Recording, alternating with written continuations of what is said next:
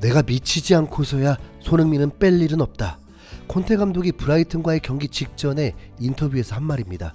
최근 손흥민의 경기력에 대해 우려하는 시선들이 있게 되자 한 기자가 손흥민에 대한 감독님의 생각은 어떤가요? 손흥민 역시 해리 케인처럼 선발 라인업에서 절대 뺄 수 없는 선수인가요? 라는 질문을 받게 되었는데 콘테 감독이 경기를 통해서 확실히 자신의 입장을 증명해 주었습니다.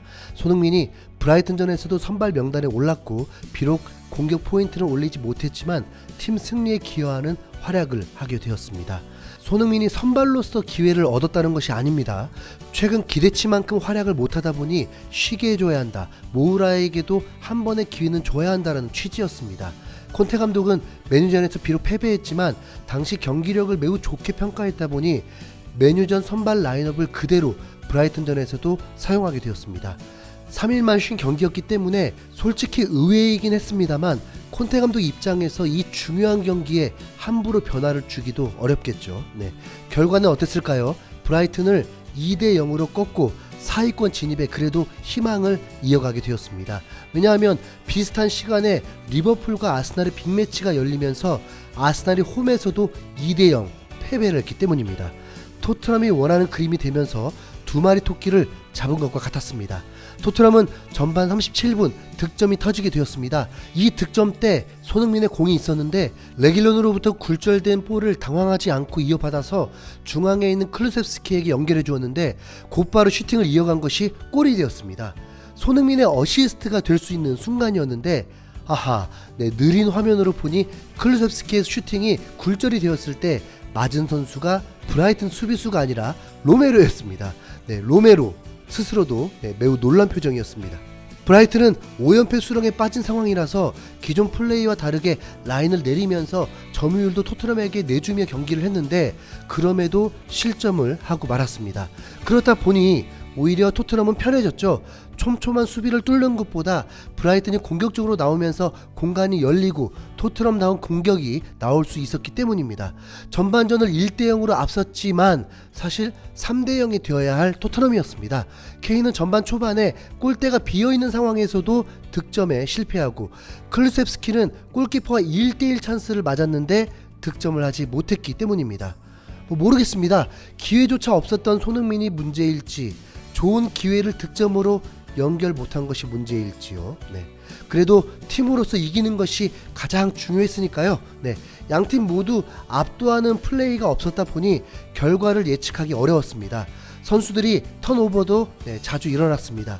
그리고 후반 12분 두 번째 골이 나오게 되었는데 벤탄쿠르가 케인을 보고 길게 찔러준 볼이 브라이튼 골키퍼가 전반전에 당했던 기억 때문인지 박스 안까지 굴러온 볼을 나와서 잡지를 않자 케인에게 기회가 왔고 전반전에 득점 실패를 만회하는 리그 12호 골을 성공하게 되었습니다. 2대0이 되자 토트넘은 이길 수 있는 기회가 되었기 때문에 라인을 내리면서 역습을 펼쳤고 손흥민은 수비적인 역할에 더 치중하게 되어서 득점할 수 있는 기회가 없었습니다. 스프린트를 하는 타이밍에는 볼을 받지 못하고 공격과 수비 시 엄청 뛰어다니면서 팀플레이에 집중하게 되었습니다. 그런데 한 장면은 유독 안타깝기까지 하더라고요. 일선에서 공격이 끊기게 되면서 브라이튼의 역습이 전개가 되었는데 이미 손흥민이 쫓아가도 수비에 큰 도움이 되지 않을 상황이었는데도 끝까지 자기 진영으로 뛰어가는 모습이 애처롭게 느껴졌습니다.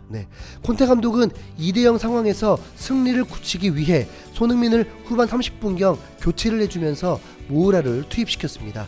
그런데 경기를 보면 모우라는 경기를 마칠 때까지 공 한 번 제대로 만지지 못했습니다. 그만큼 수비에 집중하게 됐던 거죠. 손흥민의 쉼은 당연히 콘테 감독의 배려였습니다. 이 경기를 승리하고 이제 지겨운 퐁당퐁당을 끝내고 월요일 새벽 1시 30분 웨스트햄과의 홈 경기를 이겨서 연승을 달려야 하기 때문입니다.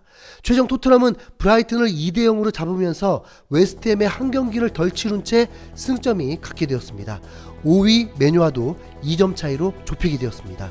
경쟁팀들의 상황도 지켜봐야 하지만 토트넘의 4위 싸움은 충분히 가능하다는 거. 네, 그렇죠. 네. 영국 언론과 팬들도 승리를 했다 보니 손흥민의 헌신적인 태도와 열심히 뛰었다면서 비판적인 시각은 적었습니다. 브라이튼전을 통해서 다시 한번 확인된 것은 콘테 감독 그림의 손흥민은 그만큼 중요한 선수라는 것이 확인되었고, 배려로 조금이나마 쉬면서 다음 웨스트햄 경기에서도 선발 출전이 매우 유력하게 되었습니다. 손흥민이 잘 쉬고 컨디션 회복해서 웨스트햄전에서도 꼭 승리의 원동력이 돼주길 바래 봅니다. 손흥민 파이팅!